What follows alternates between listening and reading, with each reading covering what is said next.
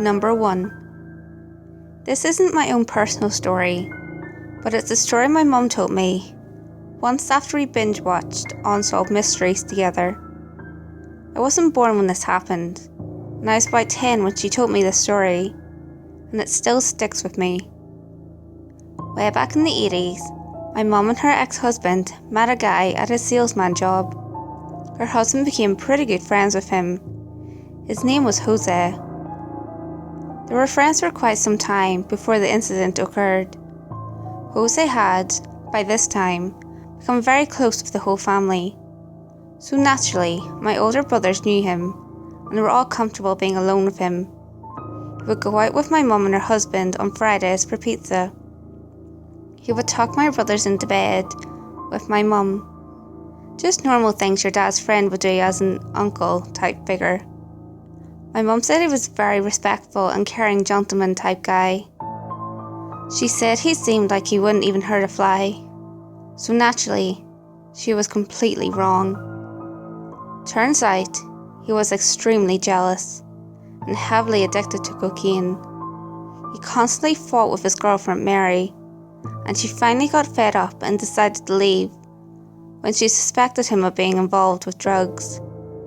He wasn't the least bit okay with that, being that he was one of the "if I can't have you then nobody can" types. So, he tells her she can't leave and she gets physical with him. Things escalate further and he murders her.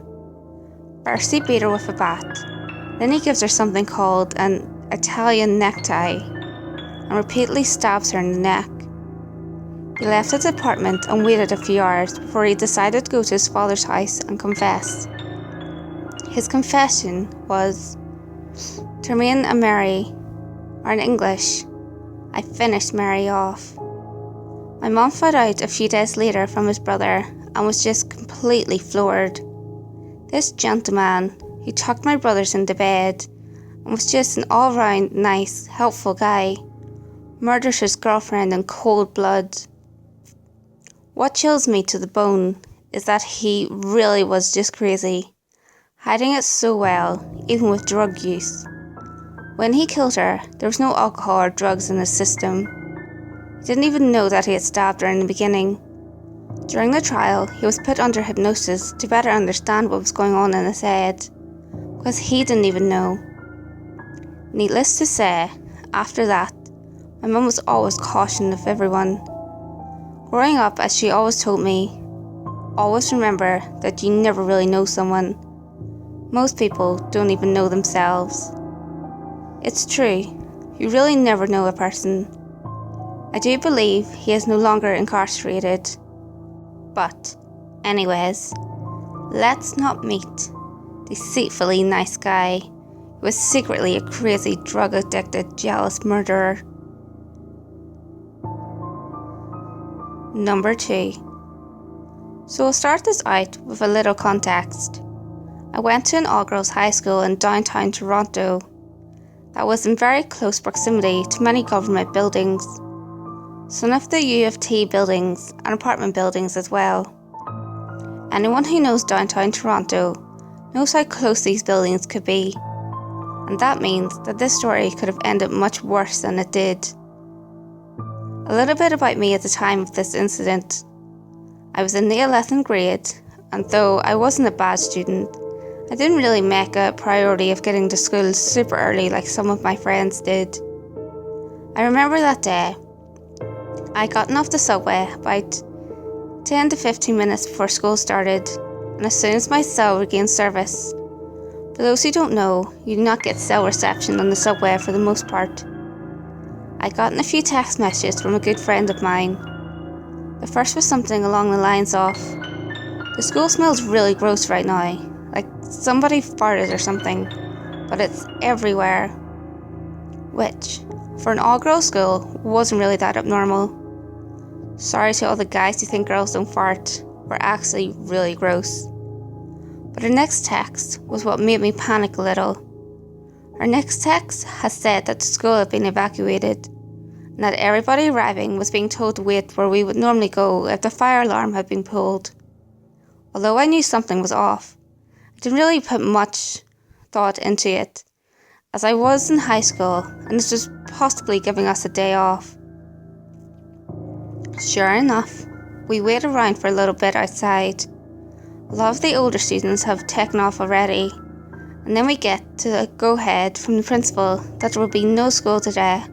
We all head home. Quickly later that night, as I'm sitting at home watching the news with my parents, I'm not really paying attention, and then I hear the name of my school. I immediately look up from my phone, and I notice that both my parents are listening intently as well. Basically, what happened was that early in the morning, the janitor come in to the school and cut the gas line. That would explain the fart-like smell my friend was talking about. And he was waiting for the beginning of classes to basically set the school up in flames.